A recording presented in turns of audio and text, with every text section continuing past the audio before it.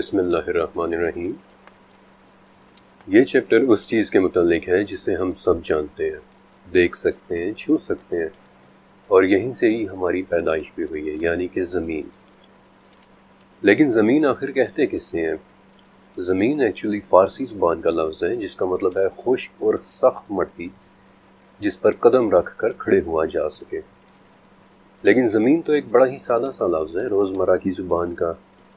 در حقیقت جس سخت زمین پر ہم رہتے ہیں یا کھڑے ہوتے ہیں، یا جو زمین ہمیں ہزاروں میل دور اپنے نیچے پھیلی ہوئی نظر آ رہی ہوتی ہے، اس کی تعریف اس سے کہیں کہیں زیادہ ہے۔ ٹیکنیکل زبان میں یہ زمین ایک مجموعہ ہے، کچھ معدنیات کا، کچھ گیسز کا، کچھ لیکوڈز کا، اور ایک ایسی چیز کا کہ جس کے بغیر میں اور آپ کبھی بھی یہاں نہ ہوتے، یعنی کہ وہ مادے جن کے بغیر زندگی ممکن نہیں تھی، اور انہیں سائنس کی زبان میں آرگینک میٹر کہتے ہیں۔ لیکن آرگینک میٹر کے بارے میں تو میں آپ کو تھوڑا بعد میں بتاؤں گا۔ اس سے پہلے میں چاہتا ہوں کہ آپ زمین کے متعلق وہ باتیں جان لیں جن پر بہت کم ہی غور کیا جاتا ہے۔ دنیا کی زبانوں میں ویسے تو زمین کے بہت سے نام ہیں، لیکن اس کا ایک نام ایسا ہے جس کی جھلک آپ کو تقریباً ہر زبان میں نظر آتی ہے، اور وہ ہے عربی لفظ ارض اور اس کی مختلف ویریشنز۔ اب چاہے انگلش میں وہ ارتھ کہلائیں، جرمن میں ایرڈا، ڈچ میں آردہ، نارویجن میں یوردہ، یدش میں ایردا اور ڈینش میں یوردن۔ اب ان ساتوں پرانی زبانوں میں ارض کا لفظ بھی ملتا جلتا ہے، اور اس کی تعریف بھی ایک ہی جیسی ہے۔ چلنے کے قابل ہر وہ حصہ جو ہوا اور پانی سے الگ ہو وہ ارض ہے، زمین ہے۔ لیکن ایک اور اہم سوال تو یہ بھی ہے کہ یہ ارض کہاں تک پھیلی ہوئی ہے؟ پاکستان، سعودی عرب، انڈیا، امریکہ، کینیڈا، آسٹریلیا، انگلینڈ، کیا بس یہی ارض ہے؟ جب اللہ تعالیٰ سورہ شمس میں قسم اٹھا رہے ہیں کہ قسم ہے ارض اور اس کے پھیلا دیے جانے کی، تو کیا اللہ تعالیٰ بس ان چھوٹے بڑے 195 ممالک کی قسم اٹھا رہے ہیں؟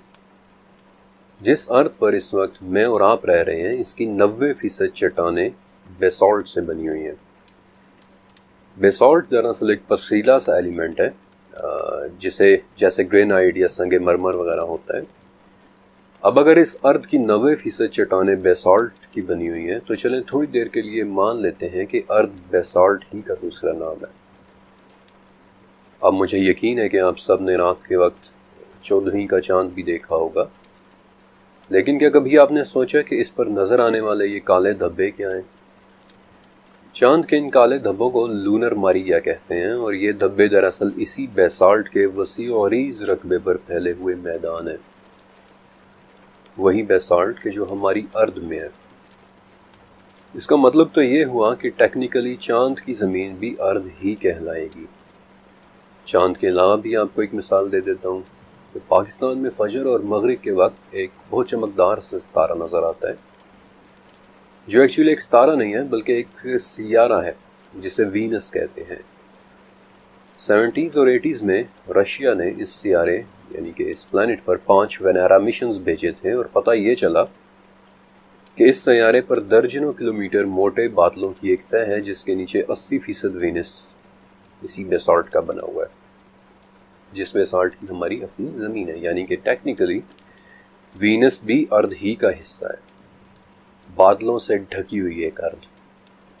مریخ جس پر اس چیپٹر کے سنائے جانے یا لکھے جانے کے وقت 50واں مشن جا رہا ہے، وہ بھی ارض کی تعریف پر پورا اترتا ہے، بلکہ اگر ہماری اور مریخ کی ارض دیکھی جائیں تو ہمارے درمیان فرق صرف پانی اور آرگینک میٹر کا ہے۔ ہماری ارض پر یہ دونوں چیزیں موجود ہیں جبکہ مریخ پر نہیں ہے۔ آپ جوپیٹر کے متعلق بھی جانتے ہوں گے، یہ ہمارے سورج کے سسٹم کا سب سے بڑا اور ایک بہت ہی خوبصورت پلانٹ ہے، سیارہ ہے، جس پر ہر وقت طوفان چلتے رہتے ہیں۔ رات کے وقت ہمارے آسمان پر صرف ایک ہی چاند طلوع ہوتا ہے، جبکہ جوپیٹر کے آسمان پر 79 چاند طلوع ہوتے ہیں، اور سب کے سب ارض کی تاریخ پر پورے اترتے ہیں۔ چلیں میں آپ کو سورج کے سسٹم سے ہی باہر لے جاتا ہوں۔ اب تک 4984 ایسے سسٹمز اور زمینیں مل چکی ہیں کہ جو ارض کی بنی ہوئی ہیں، جنہیں نام بھی دیے جا چکے ہیں، اور ابھی 6590 مزید ایسے حصے نظر آ رہے ہیں کہ جو اسی ارض کے بنے ہوئے ہیں، لیکن ابھی انہیں نام دینا باقی ہے۔ ارتھ کے ان حصوں میں سے کوئی حصہ ہم سے بہت چھوٹا ہے اور کوئی ہم سے بالکل ملتا جلتا ہے، بلکہ شاید آپ کو یاد ہوگا کہ 2014 میں کیپلر 186F کے نام سے ایک ارتھ ملی تھی، بالکل ہماری اپنی زمین جیسی، ہماری دنیا جیسی، ہماری اپنی ارتھ جیسی، لیکن ارتھ کا کوئی حصہ ہم سے ہولناک حد تک بڑا بھی ہے۔ مثلا HD 100546 ارتھ کا ایک ایسا حصہ جو تقریباً ہمارے سورج جتنا بڑا ہے۔ ارتھ کے ان دوسرے حصوں کے متعلق پہلی مرتبہ 1990 میں پتہ چلا تھا، 1990 میں، لیکن تب سے لے کر اب تک ہر 27 مہینے بعد یہ تعداد دگنی ہوتی چلی جا رہی ہے۔ خدا ہی بہتر جانتے ہیں کہ یہ ارتھ اس کائنات میں کہاں کہاں تک پھیلی ہوئی ہے۔ اب آپ کو احساس ہوا کہ ایک قسم ہے ارتھ اور اس کو پھیلا دیے جانے کی ایکچولی کتنی بڑی قسم ہے۔ جب جب ارتھ میں سے نکلنے، ارتھ میں جانے اور ارتھ کے متعلق کوئی بھی بات ہوگی، وہ ارتھ اس پوری کائنات میں کہیں بھی اور کسی بھی کونے میں موجود ہو سکتی ہے۔ یہی وہ ارتھ تھی جسے سورہ انبیاء کے مطابق آسمانوں سے علیحدہ کیا گیا تھا، جو سورہ بقرہ کے مطابق آسمانوں سے پہلے شکل میں آئی تھی، سورہ بقرہ کے مطابق اس کی تخلیق آسمانوں سے پہلے ہوئی تھی، جسے حامیم السجدہ کے مطابق 2 دن میں تخلیق کیا گیا تھا، پھر جسے والنازعات کے مطابق چاروں طرف پھیلا دیا گیا تھا، اور پھر جس میں حامیم السجدہ کے مطابق پہاڑوں کو رکھا گیا تھا، وہ پہاڑ جو ہر ارض میں موجود ہے، ارض کے ہر حصے میں موجود ہے۔ انفیکٹ مریخ کی ارض پر ہماری ارض سے کئی گنا بڑے پہاڑ موجود ہیں۔ فار ایگزامپل مریخ کی ماؤنٹ اولمپس ہماری ارض کے سب سے بڑے پہاڑ ماؤنٹ ایورسٹ سے 2 گنا زیادہ بڑی ہے۔ حامیم السجدہ کے مطابق ارض میں رہنے والوں کے لیے ان کی ارض میں برکتیں بھی رکھ دی گئی ہیں، جو ہماری ارض میں ہمارے لیے بھی موجود ہیں، اور میرا پورا یقین ہے کہ اس کائنات میں جہاں جہاں ارض پھیلی ہوئی ہے، وہاں وہاں اس میں اس کے رہنے والوں کے لیے ان کی ضرورت کے مطابق برکتیں بھی موجود ہوں گی۔ مثلا ہماری ارض میں ہمارے لیے رکھی گئی برکتوں میں سے ایک برکت وہ ہے جس سے آج ہماری روزمرہ کی زندگی اور کاروبار چل رہا ہے۔ 130,000 ملین ٹن نیچرل گیس اور 16 ٹریلین بیرل پیٹرول، 16 کھرب بیرل پیٹرول، جو اس وقت بھی ہماری ارض میں موجود ہے۔ سیٹرن کے چاند ٹائٹن کی ارض میں ان دونوں چیزوں کے تو پورے پورے سمندر رکھے ہوئے ہیں۔ ہماری ارض میں چھپے 142 ملین کیرٹ ہیرے، جن کے لیے آج بھی کانگو یعنی کہ سینٹرل افریقہ میں لڑائی چل رہی ہے۔ کینسری E55 نامی ارض میں اس قدر کاربن ہے کہ اس کی پوری سطح ہیروں کی ایک پرت سے ڈھکی ہوئی ہے، اور ارض کے کچھ حصے ایسے بھی ہیں جن پر پائی جانے والی چیزیں انفیکٹ اتنی عجیب و غریب ہیں کہ ان کے لیے سائنس کو نئے نام رکھنے پڑے تھے۔ اب اس سے ایک بات تو بڑی وضاحت کے ساتھ سامنے آ گئی کہ کم سے کم ہماری یہ چھوٹی سی زمین ہی ارض نہیں ہے، یہ زمین تو پوری کائنات میں پھیلی ہوئی ارض کا ایک چھوٹا سا حصہ ہے، اور حامیم السجدہ کے مطابق ارض کی تخلیق اور اس کے پھیلا دیے جانے کا یہ عمل پورے 4 دن میں ہوا تھا۔ اب یہ دن کس طرح کے تھے؟ کیا یہ ہمارے 24 گھنٹے والے دن تھے؟ ہم انہیں کیسے سمجھ سکتے ہیں؟ وقت کی اس عجیب و غریب حقیقت کے متعلق میں آپ کو پہلے چیپٹر کے اندر بتا چکا ہوں، لیکن اس ارض کا پھیلاؤ ہماری زمین سے لے کر کائنات کے ان گمنام کونوں تک ہے جن کے بارے میں آج تک کوئی نہیں جان پایا۔ اور سچ کہوں تو اب سمجھ آ رہا ہے کہ جتنی طاقتور تخلیق آسمان کی تھی، اتنی ہی عظیم الشان تخلیق ارض کی بھی تھی۔ ارض صرف اس دنیا یا اس زمین کی بات نہیں ہے، ارض کا پھیلاؤ تو اس کائنات میں ہر طرف ہے۔ لیکن کیوں؟ دس از دا کوسچن، کہ آخر ارض کو اتنے بڑے درجے پر کیوں پھیلایا گیا؟ اس سوال کے جواب کے لیے میں آپ کے سامنے قرآن پاک میں اس ارض اور جہاں جہاں یہ پھیلی ہوئی ہے اور اس میں رہنے والوں کے متعلق 8 آیات رکھ رہا ہوں۔ سورہ رحمان، اس ارض کو تمام جانداروں کے رہنے کے لیے پھیلا دیا گیا ہے، لیکن کون سے جاندار؟ سورہ لقمان، ارض میں طرح طرح کے جاندار رہ رہے ہیں۔ سورہ انعام، ارض کے ان جانداروں میں بالکل ہماری ہی طرح کے گروہ بھی ہیں، یعنی کہ مختلف کیٹیگریز۔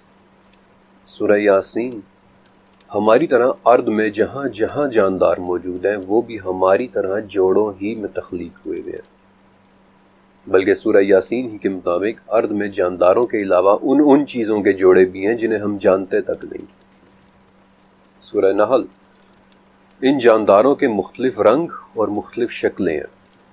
حامیم السجدہ ان مختلف رنگوں اور شکلوں کے جانداروں کی خوراکیں بھی انہی کی ارض میں جہاں وہ رہتے ہیں۔ یاسین اس خوراک میں بھی ہر چیز کے جوڑے ہیں، چاہے وہ اس ارض سے ہی اگی ہوئی کیوں نہ ہو۔ اور سورہ ہود کے مطابق وہ خوراکیں کہاں ہیں، وہ ان جانداروں تک کس طرح پہنچتی ہیں اور وہ کس مقام میں رکھی گئی ہیں، یہ سب دیکھنا اسی کے ذمہ ہے جس نے اس ارض کو اور اس میں رہنے والوں کو بنایا ہے، یعنی کہ اللہ رب العزت۔ سورہ شورا جانداروں کا پوری کائنات میں پھیلی اتنی بڑی ارض میں اس طرح پھیلا دیا جانا رب تعالیٰ کی نشانیوں میں سے ایک ہے۔ سورہ آل عمران ارض کے رہنے والے تمام جاندار چاہیں یا نہ چاہیں اللہ ہی کے زیر حکم ہے۔ سورہ فتح میں تو 2 مرتبہ آیا ہے کہ ہم اور ارض میں رہنے والے تمام جاندار، چاہے وہ ہماری ارض میں ہوں چاہے ارض کے کسی دور دراز کے حصے میں، وہ اللہ ہی کے لیے ہیں۔ سورہ حشر اور سورہ حدید کہ ارض میں رہنے والے سبھی اللہ کی تسبیح اور پاکی بیان کر رہے ہیں، اور سورہ اسراء کے مطابق ان جانداروں کی تسبیحات ہم سمجھ بھی نہیں سکیں گے۔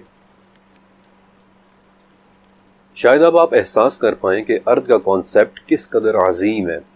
یہ صرف ہماری دنیا کی بات نہیں ہے، اللہ ہی جانتا ہے کہ یہ ارض کہاں کہاں تک پھیلی ہوئی ہے اور اس میں رہنے والے جاندار کائنات کے کس کس کونے میں موجود ہیں، اور وہ کس کس تعداد میں ہیں، کیونکہ سورہ مدثر کے مطابق اللہ کے لشکروں کو سوائے اللہ کے اور کوئی بھی نہیں جانتا۔ اور سورہ نحل کے مطابق وہ بہت سی ایسی چیزیں بھی پیدا کرتا ہے جن کا ہمیں کچھ پتہ نہیں، لیکن سورہ شورا کے مطابق اللہ جب چاہے انہیں جمع بھی کر سکتا ہے۔ اگر آپ نے اب تک غور سے سنا ہے تو اس سے زیادہ واضح اور کیا ثبوت ہوگا کہ انسان کے علاوہ بھی کئی طرح کی مخلوقات ارض میں موجود ہیں۔ فرق صرف ارض کے لفظ کو سمجھنے کا ہے۔ جو کچھ بھی میں نے ابھی آپ کو بتایا وہ سب قرآنی آیات سے ہے۔ ارض کے ہر حصے میں رہنے والے اللہ ہی کی مخلوق ہیں، چاہے وہ ارض کا یہ حصہ ہو جس میں ہم رہتے ہیں، یا پھر کائنات کے کسی دور دراز گمنام حصے میں موجود ارض پر رہنے والی کوئی مخلوق ہو جن کے بارے میں ہمیں کچھ پتہ نہیں۔ وہ سب بھی ہماری طرح خوشی یا ناخوشی، چاہتے یا نہ چاہتے اللہ ہی کے زیر حکم ہے۔ وہ تسبیح بھی کرتے ہیں لیکن ہم ان کی تسبیحات کو سمجھ نہیں سکتے، اور ہم سمجھ بھی کیسے سکتے ہیں؟ خدا جانے اس ارض میں رہنے والے جاندار کس قسم کی بولی بولتے ہیں، اور اگر اللہ چاہے تو ان مخلوقات کو جب چاہے جمع کر دے۔ اور سچ کہوں تو میری ریسرچ مجھے بتاتی ہے کہ ایسا ہونا ضرور ہے۔ ارض کی ایک ایسی ہی مخلوق نے ہمارے ساتھ ملنا ہے کہ جسے ابھی تک ہم نے دیکھا نہیں ہے، لیکن چونکہ وہ اس چیپٹر کا موضوع نہیں ہے اس لیے فی الوقت میں اس کے بارے میں زیادہ نہیں بات کر رہا۔ اس چیپٹر کا موضوع ہے ارض کا وہ حصہ جسے ہم پلانٹ ارتھ کہتے ہیں، ہمارا گھر، یہ دنیا، ہمارا یہ نیلا سیارہ، ہماری پیاری سی نیلی دنیا، the blue marble۔ ہماری اس دنیا کی ابتدا 4.5 ارب سال پہلے ہوئی تھی۔ ایسا ہم اس لیے مانتے ہیں کیونکہ آج تک ہمیں اس دنیا پر اس سے زیادہ پرانا ایلیمنٹ نہیں ملا۔ آسٹریلیا سے ملنے والے زرکون کرسٹلز یعنی کہ دی اولڈسٹ ایلیمنٹ آن ارتھ، لیکن 4.5 ارب سال پہلے یہ زمین کہیں سے بھی نیلی نہیں تھی، بلکہ یہ تو پہچانی بھی نہیں جاتی تھی۔ اس پر شدید قسم کے پتھروں کی، بڑے بڑے پتھروں کی بارش ہو رہی تھی۔ ہر تھوڑے عرصے بعد 2-3 کلومیٹر سائز کا ایک پتھر زمین سے ٹکراتا اور سب کچھ ختم ہو جاتا۔ ایک ویران، بنجر، مردہ سا اسٹیرائل سیارہ جہاں کچھ بھی اگ نہیں سکتا تھا۔ لیکن پھر ایک معجزہ ہوا۔ سورہ حدید، اللہ زمین کو اس کی موت کے بعد زندہ کرتا ہے، اور ہم نے تمہارے لیے اپنی نشانیاں بیان کر دی ہیں تاکہ تم سمجھو۔ اس زمین کو ایک زندگی ملی، ایسے ہی ایک بڑے سے پتھر سے ٹکرانے کے بعد۔ اس پتھر کے ٹکرانے سے زمین کے اندر کی گیسز باہر نکل آئیں جو ایک دھوئیں کی شکل میں اس کے گرد اکٹھی ہو گئی تھی۔ اب اس دھوئیں میں گیسز کے ساتھ ساتھ پانی کے بخارات بھی تھے، لہٰذا ایک بہت ہی پیاری بات ہوئی۔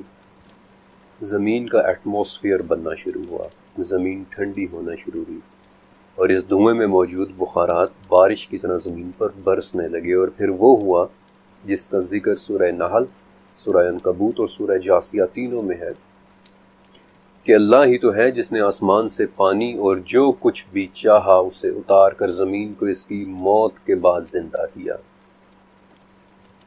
اسی بارش نے سمندر بنائے، اور سچ کہوں تو ٹیکنیکلی ان سمندروں کو اسی وقت فوراً جم جانا چاہیے تھا، کیونکہ ہمارا سورج بھی اس وقت ویسا نہیں تھا جیسا آج ہے۔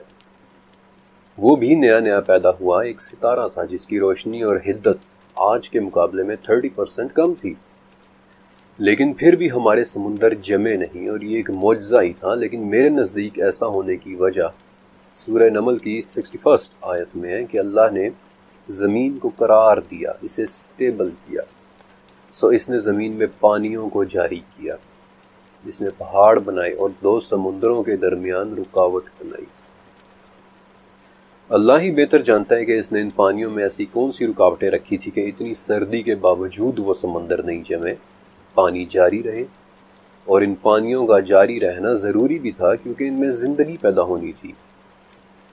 سورہ انبیاء کے مطابق ہر زندہ چیز پانی سے پیدا کی گئی ہے، انہی پانیوں سے تو زندگی نے نکلنا تھا۔ لیکن زندگی آخر کہتے کس سے ہیں؟ اس وقت زندگی کی 123 مختلف ڈیفینیشنز موجود ہیں، 123 مختلف تعریفیں۔ زندگی کیا ہے شاید آپ سن کر حیران ہو، لیکن زندگی کی کوئی ایک ڈیفینیشن نہیں ہے۔ پھر بھی زندگی کی ایک تعریف کہ جو مقبول ہے، ایکسیپٹڈ ہے، وہ یہ ہے کہ کوئی بھی ایسی چیز جو 3 کام کر سکے وہ زندہ کہلاتی ہے۔ پہلا کام کہ اس کے جسم میں میٹابولزم یعنی کہ کسی نہ کسی قسم کا کیمیکل پروسیس ہوتا ہو۔ دوسرا یہ کہ اس کے جسم میں خود کو ریپیئر کرنے کی صلاحیت موجود ہو، اور تیسرا یہ کہ وہ اپنے آپ کو ریپلیکیٹ کر سکے، یعنی اپنی نسل بڑھا سکے۔ سچ کہوں تو آج تک ہم یہ فیصلہ ہی نہیں کر پائے ہیں کہ زندگی کسے کہتے ہیں، لیکن ہم زندگی کے متعلق جانتے ہی کیا ہیں؟ What do we know about life؟ اس کی کتنی اقسام ہیں، اس کی کیا کیا شکلیں ہیں؟ ہم تو صرف ایک ہی قسم کی زندگی سے واقف ہیں جو اس ارض میں رہتی ہے، اور اسی لیے تو ہم اسے life as we know it کہتے ہیں۔ اب یہ پہلی مرتبہ کیسے پیدا ہوئی تھی یہ بات کوئی نہیں جانتا۔ درجنوں ماڈلز پیش کیے جا چکے ہیں، لیکن کسی ایک پر بھی اتفاق نہیں۔ لیبارٹریز میں ہزاروں ایکسپیریمنٹس، تجربات ہو چکے ہیں، لیکن آج تک کوئی زندگی نہیں بنا سکا، اور بنا سکے گا بھی نہیں، کیونکہ زندگی کا مردہ زمین سے پیدا ہونا ایک معجزہ تھا، اور اس معجزے کا ذکر سورہ روم میں صرف ایک ہی ہستی سے منسوب ہے کہ اللہ ہی زندہ کو مردہ سے نکالتا ہے، وہی تو زمین کو اس کی موت کے بعد زندہ کرتا ہے۔ زندگی سوائے اللہ کے اور کوئی پیدا کر ہی نہیں سکتا۔ اب مردہ زمین سے زندگی کیسے نکلی؟ اس کے سب سے پرانے ثبوت کینیڈا میں 4.25 ارب سال پرانی کائی کے فاسلز ہیں۔ کائی یعنی کہ ایلگی، جو ٹیکنیکلی ایک جاندار ہے، اور اسی کائی کے 3.5 ارب سال پرانے فاسلز آسٹریلیا میں ہیں جنہیں مائکروبیل میٹ کہتے ہیں۔ But the interesting thing is کہ کینیڈا اور آسٹریلیا دنیا کے 2 مختلف کونے ہیں، کہ جو بہت اہم بات ہے، کیونکہ اس سے یہ پتہ چلتا ہے کہ زندگی کا معجزہ ایک ہی وقت میں زمین پر ہر طرف ہو رہا تھا۔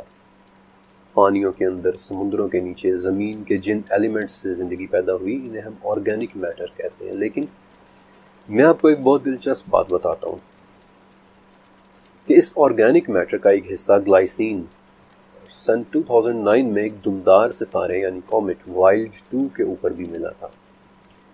اب وہ دمدار ستارہ کس دور دراز کی زمین یا کس دور دراز کی ارض سے اس امینو ایسڈ کو لے کر آ رہا تھا یہ بات کوئی نہیں جانتا، لیکن اس سے ایک بات ضرور ثابت ہوتی ہے کہ اس وقت بھی کائنات کے دور دراز کونوں میں کہیں نہ کہیں کسی نہ کسی ارض پر زندگی پیدا ہو رہی ہے۔ بہرحال زمین پر پیدا ہوئی وہ زندگی بالکل بھی ویسی نہیں تھی کہ جیسی آج ہم دیکھتے ہیں۔ انفیکٹ 3.5 ارب سال پہلے تک تو وہ انریکاگنائزیبل تھی، ناقابل شناخت سی زندگی تھی، چھوٹے چھوٹے مائکروبیل جاندار، خوردبینی جاندار۔ لیکن پھر 2 بڑی ہی شدید سردیاں آئیں، اور اس کے بعد جو زندگی پیدا ہوئی وہ تو بالکل ہی ایک نئی زندگی تھی، سائز میں بڑی، اس میں مسلز یعنی پٹھے بھی تھے، اس میں نیورو سیلز بھی تھے، اور سب سے بڑی بات کہ زمین میں درخت پیدا ہونا شروع ہوئے۔ ایسا کیوں ہوا کوئی نہیں جانتا، ہمیں صرف اتنا علم ہے کہ 54 کروڑ سال پہلے اس زمین پر ایک نئی ہی دنیا آباد ہو گئی تھی، ایک نیا عالم۔ انفیکٹ اس پوائنٹ پر سورہ واقعہ کی 61 آیت ضرور ذہن میں آتی ہے کہ ہم اس سے عاجز نہیں ہیں کہ تمہاری جگہ تم جیسے دوسرے پیدا کر دیں اور تمہیں ایک نئے سرے سے اس عالم میں پیدا کر دیں جس سے تم بالکل بے خبر ہو۔ واقعی اللہ اس پر قادر ہے، اور یہ تو ہم اپنی آنکھوں سے دیکھ رہے ہیں۔ انفیکٹ یہ تو ایک مرتبہ 54 کروڑ سال پہلے بھی ہو چکا ہے۔ پہلی کے مقابلے میں دوسری زندگی زمین آسمان کے فرق کے ساتھ پیدا ہوئی تھی۔ پہلی زندگی کائی، بیکٹیریاز یا پھر کچھ مائکرو جاندار، لیکن دوسری زندگی ہڈیوں والے جانور، ریڑھ کی ہڈی والے جانور، جبڑوں والے، پانی میں رہنے والے، خشکی میں رہنے والے، یہاں تک کہ پرندوں کی بھی انیشیل فارمز، ابتدائی شکلیں۔ اسی وقت سب سے پہلے کیڑے بنے تھے جنہیں ہم ٹرائلوبائٹس کہتے ہیں۔ ان دو بالکل مختلف زندگیوں کو دیکھ کر سورہ عنکبوت کی 20ویں آیت ذہن میں آتی ہے کہ زمین میں چل پھر کر دیکھو کہ اللہ نے کیسے شروع میں پیدائش کی، پھر اللہ ہی دوسری نئی پیدائش کرے گا، اور وہ ہر چیز پر قدرت رکھتا ہے۔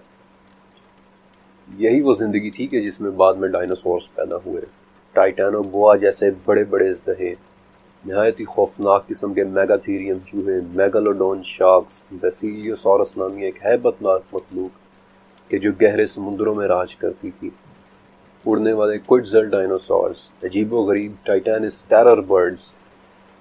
لیکن ان دیو ہیکل جانوروں میں سے آج کوئی بھی زندہ نہیں ہے۔ انفیکٹ ان میں سے 90% تو آج معدوم ہو چکے ہیں، ایکسٹنکٹ ہو چکے ہیں۔ لیکن کیوں؟ سورہ طٰہٰ کی 128ویں آیت میں ایک بہت اہم لفظ استعمال ہوا ہے، قرون۔ ویسے تو اس لفظ کے عام معنی رہنے کی جگہ یا بستیاں ہیں، جو بالکل ٹھیک ہے، لیکن اس عربی لفظ قرن کے 4 مزید معنی ہیں، جن میں سے ایک معنی دور یا عہد یا صدیاں بھی ہے۔ یہی وہ لفظ ہے کہ جو ہم اردو میں بھی استعمال کرتے ہیں، فار ایگزامپل قرون اولا یا قرون وسطیٰ، یعنی شروع کے ادوار یا درمیان کے ادوار وغیرہ۔ اور اسی معنی کے اعتبار سے سورہ طٰہٰ کی اس آیت کو دیکھیں کہ ہم نے ان سے پہلے بہت سے عہد یا دور ہلاک کر دیے جن کے رہنے کے مقامات میں یہ چلتے پھرتے ہیں۔ اس میں سمجھنے والوں کے لیے بہت سی نشانی ہے۔ پچھلے 54 کروڑ سال میں 5 مرتبہ ایسا ہوا ہے کہ ان جانوروں کے پورے عہد یا ان کے رہنے کے مقامات ہلاک اور تباہ ہو گئے، جنہیں آج ہم 5 میس ایکسٹنکشنز کہتے ہیں۔ کبھی 25 کروڑ سال پہلے زمین کے 96% جاندار مر گئے اور ان کا دور ختم ہو گیا۔ کبھی 6.5 کروڑ سال پہلے زمین کے 75% جاندار اور زندگی ختم ہو گئی۔ تمام بڑے اور خوفناک جاندار ڈائناسور سمیت مر گئے، اور صرف وہی بچے ہیں کہ جو زمین کے نیچے چھوٹے چھوٹے بلوں میں چھپ کر رہ رہے تھے۔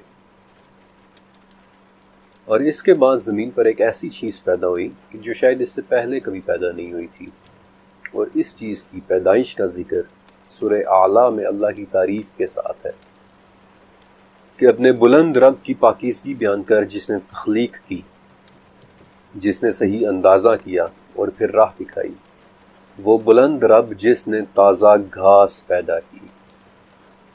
گھاس کے متعلق آپ کیا جانتے ہیں؟ یہی وہ گھاس تھی جس کی پیدائش نے زمین پر رہنے والوں کی فزیولوجی بدل دی۔ اگر گھاس نہ ہوتی تو آج بھی اس زمین کے اوپر ڈائناسورز دندناتے پھر رہے ہوتے۔ لیکن اس گھاس کی پیدائش کے بعد گوشت خوروں کا عہد ختم ہو گیا، اور زمین کے نیچے چھپے چھوٹے چھوٹے جانور باہر نکل آئے، اور گھاس کی فراوانی سے ان کے سائز بڑے ہوتے گئے، اور زمین پر فرسٹ میملز وجود میں آ گئے۔ پودے اور وہ درخت اگنا شروع ہوئے، وہ درخت کے جو آج ہم دیکھنے کے عادی ہیں، اور بالآخر زمین پر life as we know it پیدا ہوئی۔ لیکن ارد کے بارے میں ایک بہت ہی پراسرار سی آیت سورہ طلاق میں ہے کہ اللہ وہ ہے جس نے 7 آسمان بنائے اور انہی کی طرح زمینیں بھی، اور اس کا حکم ان کے درمیان اترتا ہے۔ یہ وہ آیت ہے جس سے ایک سے زیادہ ارد یا 7 زمینوں کا کانسیپٹ پیدا ہوا تھا، اور ان زمینوں کی تعداد آپ صلی اللہ علیہ وسلم کی اس حدیث سے لی جاتی ہے کہ جس نے ظلم سے ایک بالشت زمین بھی لی تو قیامت کے دن اسے 7 زمینوں تک دھسایا جائے گا۔ یا 7 زمینوں کا طوق اس کے گلے میں ڈالا جائے گا۔ اور اس حدیث میں بڑی وضاحت کے ساتھ 7 اراضین کے الفاظ ہیں، یعنی کہ 7 ارض، 7 زمینیں۔ اور یہ 7 زمینیں کیسی ہیں؟ اس کا جواب شاید کوئی انسان نہ دے سکے، کیونکہ ہم صرف ایک ہی ارض کو جانتے ہیں، بالکل ویسے ہی کہ جیسے ہم زندگی کی صرف ایک ہی قسم کو جانتے ہیں۔ جس ارض کو ہم جانتے ہیں وہ اس کائنات میں دور دور تک پھیلی ہوئی ہے، اس کے پھیلاؤ کی عظمت بھی آسمانوں کے پھیلاؤ جیسی ہے۔ لیکن اگر واقعی 7 زمینیں ہیں تو وہ ہیں کہاں؟ انفیکٹ ایسا ہی ایک سوال ایک رومن بادشاہ نے بھی پوچھا تھا۔ نبی کریم صلی اللہ علیہ وآلہ وسلم کے زمانے میں رومن امپائر، جو ٹیکنیکلی بیزنٹین امپائر تھی، اس کے بادشاہ کا نام ہیراکلیوس تھا، جسے عربی میں ہرکل کہتے ہیں۔ اس نے نبی صلی اللہ علیہ وآلہ وسلم کی خدمت میں اعتراض کے طور پر ایک خط لکھا تھا کہ آپ مجھے اس جنت کی طرف بلا رہے ہیں جس کی چوڑائی آسمان اور زمین کے برابر ہے، تو پھر یہ بتائیں کہ ایسے میں جہنم کہاں گئی؟ اس پر آپ صلی اللہ علیہ وآلہ وسلم نے جواب بھجوایا کہ سبحان اللہ، جب دن آتا ہے تو رات کہاں چلی جاتی ہے؟ اس جواب پر ہیراکلیوس کے دربار میں موجود یہودیوں پر خاموشی چھا گئی تھی، لیکن پھر بھی وہ اپنی ڈھٹائی میں بولے کہ ضرور آپ نے یہ بات توریت سے لی ہوگی۔ اس مقام پر میں حضرت ابن عباس رضی اللہ تعالیٰ عنہ کا ذکر کرنا چاہوں گا کہ ابن عباس ایک ایسے صحابی تھے جن کے متعلق بخاری اور مسند احمد میں ایک بہت اہم حدیث ہے کہ نبی کریم صلی اللہ علیہ وسلم نے ابن عباس کو اپنے سینے سے لگایا اور ان کے لیے دعا کی کہ اے اللہ، ابن عباس کو حکمت اور تفسیر کا علم عطا فرما، یعنی کہ ابن عباس کے علم اور ان کی تفسیر کے لیے آپ صلی اللہ علیہ وآلہ وسلم کی خصوصی دعا تھی۔ اب انہی ابن عباس سے ایک شخص نے 7 زمینوں کے متعلق پوچھا تھا، جس پر انہوں نے کہا تھا کہ اگر میں اس کی تفسیر کو تمہارے سامنے بیان کروں تو تم مانو گے ہی نہیں، اور نہ ماننے کا مطلب اسے جھوٹا جاننا ہے۔ امام بہقی کی کتاب الاسماء والصفات میں ابن عباس کا ایک قول ہے کہ 7 زمینیں، ان میں سے ہر ایک میں ایک نبی ہے کہ جس طرح سے تمہارے نبی ہیں، آدم کی طرح کے آدم ہیں، نوح کی طرح کے نوح ہیں، ابراہیم کی طرح کے ابراہیم ہیں، عیسیٰ کی طرح کے عیسیٰ ہیں۔ اور یہ بات ذہن میں رکھیے گا کہ یہ وہ صحابی تھے جن کے علم اور تفسیر کے لیے نبی کریم صلی اللہ علیہ وآلہ وسلم نے دعا کی تھی۔ سچ کہوں تو 7 ارض کا 7 زمینوں کا کانسیپٹ اس قدر وسیع ہے کہ شاید اسے ہم پوری طرح سے سمجھ ہی نہ پائیں۔ ہم آج تک صرف اپنی ہی ارض کو نہیں جان پائے۔ ہماری ارض تو دور، ہم اپنی اس چھوٹی سی نیلی دنیا کو ہی مکمل ایکسپلور نہیں کر پائے۔ آج بھی زمین کا 65% حصہ ان ایکسپلورڈ ہے، جن میں سے زیادہ تر حصہ سمندروں سے ڈھکا ہوا ہے۔ لیکن میں اتنا ضرور کہوں گا کہ جیسے میں نے آپ کو پہلے چیپٹر میں 7 آسمانوں کے بارے میں بتایا تھا کہ ہر آسمان کی کمپوزیشن مختلف ہے، یعنی کہ کوئی آسمان پانی کا بنا ہوا ہے، کوئی سونے کا، اور کوئی ایسی روشنی کا جسے ہم سمجھ ہی نہیں سکتے، ویسے ہی یقیناً ہر زمین کی کمپوزیشن بھی مختلف ہوگی۔ وہ ہماری ارض سے بالکل مختلف قسم کی کوئی ارض ہوگی، کیونکہ سورہ طلاق کی اس آیت میں ان ہی آسمانوں کی طرح کی زمینوں کا لفظ ہے۔ کون جانتا ہے کہ وہ دوسری ارض کس مٹیریل سے بنی ہوگی؟ میں آپ کو ایک مثال بھی دیتا ہوں۔ عبداللہ بن ابی دنیا، جو 8ویں صدی کے ایک عراقی اسکالر تھے، ان کا ایک قول ہے کہ مغرب کی طرف ایک زمین ہے، اس کی سفیدی اس کا نور ہے، وہاں اللہ کی ایک مخلوق رہتی ہے کہ جس نے کبھی ایک لمحے کے لیے بھی اس کی نافرمانی نہیں کی۔ لوگوں نے پوچھا کہ کیا ان میں شیطان ہے؟ آپ نے کہا کہ انہیں یہ علم نہیں کہ شیطان پیدا بھی کیا گیا ہے یا نہیں۔ لوگوں نے پوچھا کہ کیا وہ انسان ہے؟ آپ نے فرمایا کہ انہیں آدم کی پیدائش کبھی نہیں ہوئی۔ اب اس روایت کی صحت کے متعلق بحث کی جا سکتی ہے، لیکن صرف 1 منٹ کے لیے سوچئے کہ کیا یہ ناممکن ہے؟ Is it impossible؟ ویسے تو قرآن پاک میں کم سے کم 7 مرتبہ اللہ تعالیٰ کی ایک صفت خالق کا ذکر ہے، لیکن سورہ ہجر میں اللہ تعالیٰ کی ایک صفت خلاق کا بھی ذکر ہے۔ عربی زبان میں خالق اور خلاق میں بڑا فرق ہوتا ہے۔ خالق کہتے ہیں کسی چیز کے بنانے والے کو، لیکن خلاق کہتے ہیں کسی چیز کے اوریجنیٹر کو، جس نے وہ چیز فرسٹ ٹائم، پہلی مرتبہ بنائی ہو، جو بناتا ہی چلا جا رہا ہو۔ اور سورہ غافر کے مطابق آسمانوں اور زمین کا تخلیق کرنا تو انسان کی تخلیق سے بہت ہی بڑا کام ہے۔ تو کیا اتنے بڑے پیمانے پر تخلیق کرنے والے خلاق کے لیے کوئی دوسری مخلوق پیدا کرنا کیا کچھ مشکل ہے؟ اتنے عظیم الشان پیمانے پر بنے یہ 7 آسمان اور 7 زمینیں، دونوں کی اللہ تعالیٰ نے سورہ شمس میں قسمیں بھی اٹھائی ہیں، اور یہ تمام آسمان اور جو کچھ ان کے درمیان ہے وہ اللہ کی کرسی کے مقابلے میں ایسے ہیں کہ جیسے صحرا میں پڑی ہوئی کوئی انگوٹھی، اور کرسی عرش کے مقابلے میں ایسے ہیں کہ جیسے صحرا میں پڑی کوئی انگوٹھی۔ یہ پیمانے اس قدر عظیم ہیں کہ نہ میں آپ کو سمجھا سکتا ہوں اور نہ ہی آپ سمجھ سکتے ہیں، لیکن انہیں تصور کر کے ایک لفظ کا مطلب ضرور سمجھ میں آ جاتا ہے، اللہ اکبر، اللہ بہت بڑا ہے۔